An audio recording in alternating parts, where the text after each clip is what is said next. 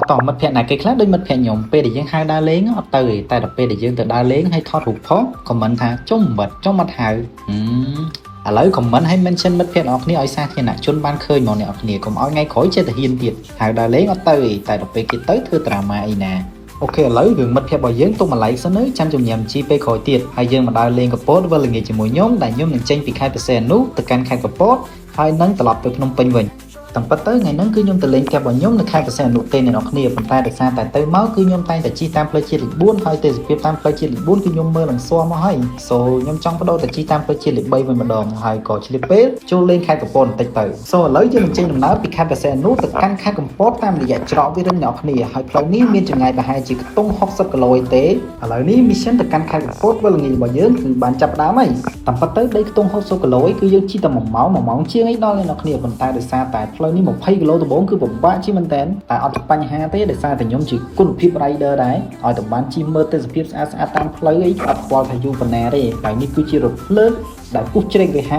កាត់តាមវាស្រែអមជាមួយនឹងទេសភាពព្រៃភ្នំនៅខាងក្រោយទៀតណាអ្នកនរគ្នានេះគឺជាទស្សនវិជ្ជាដែលខ្ញុំឃើញលើកទី1ឯងដែលឃើញរថភ្លើងជិះកាត់វាស្រែអញ្ចឹងហើយជាមួយនឹងទេសភាពភ្នំអញ្ចឹងណាអ្នកនរគ្នាប៉ុន្តែពេលដែលខ្ញុំជិះមកដល់ផ្លូវរថភ្លើងនេះគឺខ្ញុំជិះផុតហើយអ្នកនរគ្នាប៉ុន្តែដោយសារតែមើលទៅឃើញប្លង់តំណងដែរអញ្ចឹងក៏បកត្រឡប់ម៉ូតូមកវិញហើយដាក់មកប៉ោះសិនទៅអ្នកនរគ្ន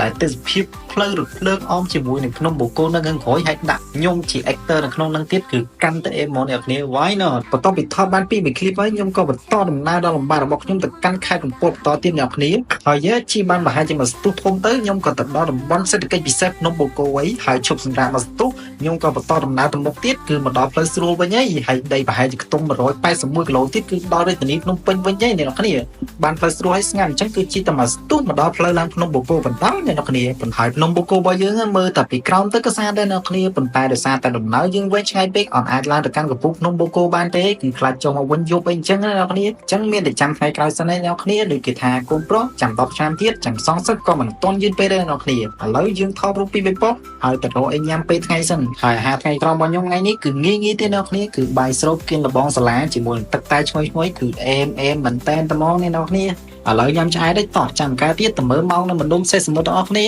ាហើយមកដល់កន្លែងសេះសមុទ្រគឺចុះថតមួយ clip សិនអ្នកនរគ្នាហើយនេះគឺជា style របស់ខ្ញុំហើយមិនបាច់ឆ្ងល់ទេហើយបងនៅkiaហ្នឹងគាត់ឆ្ងល់ចុះមកអូននេះដាក់កាមេរ៉ាឲ្យរត់ទៅរត់មកធ្វើស្អីគេវាហ្នឹងយេគឺថតរូបហ្នឹងហើយបងថ្ងៃនេះគឺមានភ្ញៀវទេសចរមកលេងច្រើនគួរសមណាស់អ្នកគ្នាប៉ុន្តែដោយសារតែពួកគាត់ខ្លាចខ្មៅគឺអត់ឈានចេញដល់5ថ្ងៃដូចខ្ញុំអញ្ចឹងទេឥឡូវនេះខ្ញុំមកមើលមកអ្នកគ្នាហើយតោះតែឃើញច្បាស់ហ្នឹងភ្នែកអញ្ចឹងមិនដឹងទឹកដៃមិនធម្មតាខ្ញុំទៅសើខេត្តកំពតណាចេះរននឹកឃើញធ្វើនាឡិកាប៉ុណ្ណាណៃធ្វើឲ្យអ្នកភ្នំពេញខូចនាឡិកាមើលមកបង្កើតជ្រួលជ្រើមនាំគ្នាមកមើលមកនៅខេត្តកំពតមានផ្ទាល់អស់លីងតែម្ដងហើយខ្ញុំដូចគ្នាអញ្ចឹងតោះតែមកផ្ទាល់ចេះមិនដឹងថាមើលម៉ោងនៅនេះគឺច្បាស់មែនតើអ្នកគ្នាគឺម៉ោង12:05នាទីឯអ្នកគ្នាមើលម៉ោងច្បាស់ហើយឥឡូវមានអារម្មណ៍ថាឃ្លានទៀតហើយអ្នកគ្នាអញ្ចឹងមករង្វង់មួត្រេនរកអីញ៉ាំតិចសិនប៉ុន្តែមកនេះមិនមែនមករកត្រេនញ៉ាំទេដោយសារតែត្រេនថ្លៃពេកគ្មានលុយទិញឡើយទេអ្នកគ្នាមានតែរកនំប៉័ងគៀបនៅគៀបរង្វង់មួត្រេននេះហើយដោយសារតែលឺមិត្តភក្តិខ្ញុំប្រាប់ថារំប៉័ងគៀបនៅម្ដុំនេះគឺល្បីខ្លះមែនតើហើយខ្ញុំមិនដឹងទេគឺលឺតែគេថាល្បីដែរតែអ្នកគ្នាប៉ុន្តែនំប៉័ងនៅនេះគឺឆ្ងាញ់គួរសមដែរហើយតម្លៃវិញគឺសមរម្យរបស់គេដែរណាអ្នកគ្នាមើលទៅអាកាសធាតុថ្ងៃនេះដូចលេងក្តៅដល់ហើយអ្នកគ្នាអញ្ចឹងមានតែចូល 7-Eleven រកទឹកពិសាកម្ពុជាញ៉ាំម្ដងសិនដោយសារតែយើងអស់ទឹកញ៉ាំដែរហើយក៏រកកន្លែងអង្គុយញ៉ាំនំប៉័ងគៀបមួយហើយក៏រកឃើញកន្លែងញ៉ាំនំប៉័ងហើយក៏ចូលញ៉ាំនៅកន្លែងម្ដុំនេះហើយអ្នកគ្នាគឺថាស្ងប់ស្ងាត់ល្អមែនទែនហើយអាកាសធាតុគឺត្រជាក់គួរសមដែរដោយសារតែខ្ញុំអង្គុយនៅក្រោមដើមឈើអ្នកគ្នាហើយញ៉ាំនំប៉័ងជាមួយខ្យល់អាកាសត្រជាក់បរិសុទ្ធបែបនេះគឺអេមមែនទែនអ្នកគ្នាញ៉ាំហើយខ្ញុំក៏សម្រាប់នៅសន្ទុះហើយក៏បន្តដំណើរទៅរាជធានីភ្នំពេញរបស់យើងវិញតែម្ដងទៅអ្នកគ្នាចុងក្រោយបើសិនជាអ្នកគ្នាចង់ឲ្យខ្ញុំធ្វើ vlog ឡើងភ្នំបូកូម្ដងទៀតអ្នកគ្នាកុំភ្លេច share វីដេអូនេះហើយចូល comment mention មិត្តភក្តិរបស់អ្នកនរគ្នាដែលហៅដើរលេងអត់ទៅតែដល់ពេលដែលគេផុសរូបអីចូល comment ថាមិនបិទចូល comment ថាអត់ហៅអីហ្នឹងអ្នកគ្នាជំរាបបញ្ជាដាច់ស្រេចឥឡូវនេះហ្មងទៅអ្នកគ្នាហើយអូខេបាយបាយវីដេអូរបស់ខ្ញុំចប់ហើយជួបគ្នានៅវីដេអូក្រោយបន្តទៀត